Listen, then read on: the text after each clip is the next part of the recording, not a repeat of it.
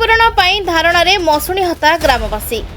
अनुगुल जिला कणिया स्थित एनटीपीसी आसपन ठारे मशुणी हता ग्रामवासी धारणा। सूचनायोग्य जे 2019 मसीह एनटीपीसी रे जमी हरैथिबा मशुणी हता ग्रामवासी नियुक्ति और थैथान करने प्रतिश्रुति देथिबा बेले दाबी पूरण न करिथिबारु क्षतिग्रस्त प्रजा माने बारंबार आंदोलन करबा सह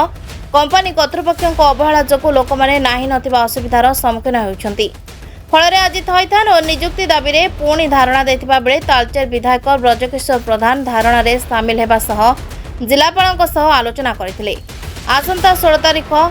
त्रिपाक्षिक बैठक में समस्या समाधान विषय में आलोचना होई निष्पत्ति हेबा परे धारणारू ओहरिछंती आंदोलनकारी। आम मशीनता ग्रामर 109 एकर जमी एनटीपीसी आज को 6 वर्ष है अधिग्रहण कर सारी सत्वे आज पर्यंत कौन गोटे काम भी से आम दाबी गोटे भी पूरण कर बड़ दुखर विषय। आम आज को 15 दिन है संपूर्ण जिलापाल आरंभ कर आरक्षी अधीक्षक पर्यंत सब कलेक्टर ठार आरंभ कर कणिया आईआईसी सार पर्यंत संपूर्ण आम सबुआड़े चिठी मध्यम जन सारापर आज 12 तारिख सोमवार सकाल 7 घंटिका समय ठारे आम आम मशुणीता ग्रामर आसपन स्टेज 1 डाइक को संपूर्ण हिसाब से कार्य बंद करी बंद डाकरा देथिलु। ता सहित गाड़ी ट्रांसपोर्टिंग आस ट्रांसपोर्टिंग बंद कर सारी आम आमर एनटीपीसी देता प्रतिश्रुति किसी पालन न कर धारण दे प्रतिश्रुति है 18 वर्ष ऊर्ध्व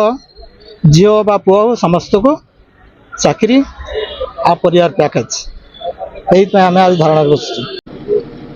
मशुणी हता ग्रामवासी जहाँकि 2019 ठार अद्यावधि 2024 अगस्ट मास पर्यंत जमी हर जमी हरा प्रजा मानक एनटीपीसी देइथिबा प्रतिश्रुति ताहा पालन करिनथिबा हेतु आज सकाळ ठारू मशुणी हता ग्रामवासी एवं मोहिपुर ग्रामवासी मिलित भाव में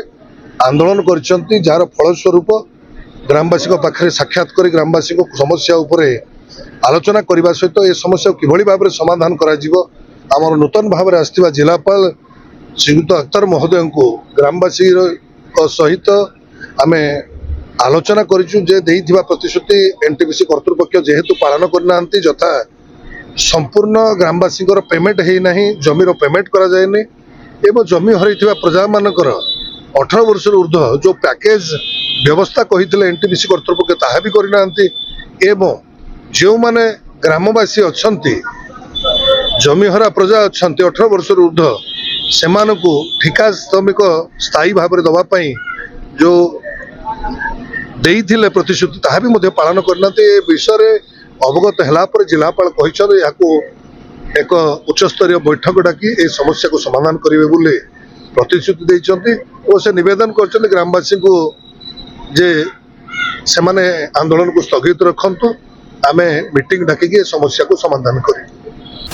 अनुगुल सुभाष चंद्र प्रधान को रिपोर्ट प्रतीक्षा न्यूज।